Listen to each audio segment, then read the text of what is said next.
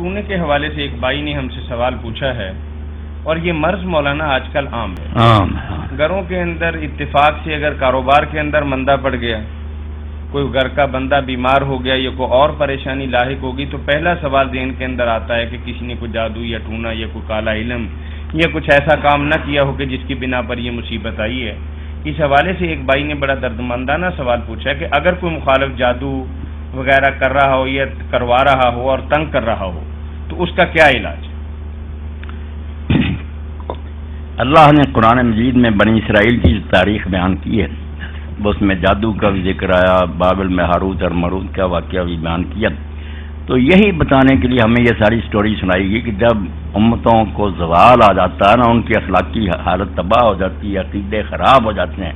تو گنڈے ٹونے تعویذ ٹوٹکے جادو یہی زور پکڑ جاتے ہیں۔ ان میں بھی یہی تھا، سورہ بقرہ میں شروع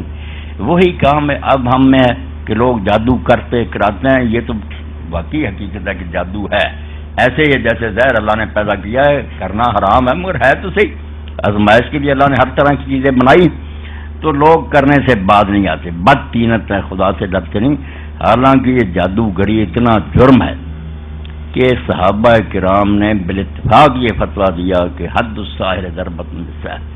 جس کے بارے میں یہ ثابت ہو جائے عدالت نے کہ یہ جادو کرتا ہے، اس کی سزا یہ ہے شرعی کہ تلوار سے اس کی گردن اڑا دی جائے، زندہ نہیں چھوڑنا چاہیے۔ بہت بڑا فتنہ ہے، گھروں کو برباد کرتے ہیں، فساد ڈالتے ہیں، تو جرم ہے۔ اب کرتے ہیں تو اس کے مقابلے میں ہم جادو تو نہیں کر سکتے، وہ تو کفر ہے، شیاطین سے مدد مانگنا، ان کی نظریں نیازیں دینا، اس کے مقابلے میں ہمیں اللہ کی طرف رجوع کرنا چاہیے۔ قرآن مجید پڑھیں، دعائیں جو حضور نے سکھائیں وہ کریں، تو انشاءاللہ اللہ مدد فرمائے گا۔ اللہ غالب ہے، اسی کے حکم سے جادو تکلیف دیتا ہے، اسی کے ہاتھ میں اس جادو کا اظہار بھی ہے، تو اللہ سے مدد مانگنی چاہیے۔ اس کے لیے جو آپ نے دعا یہ فرمائی نا کہ صبح اور شام 3 مرتبہ پڑھے، کوئی چیز دنیا کی اور آسمان کی اسے نقصان نہیں پہنچاتی، سادہ سی دعا،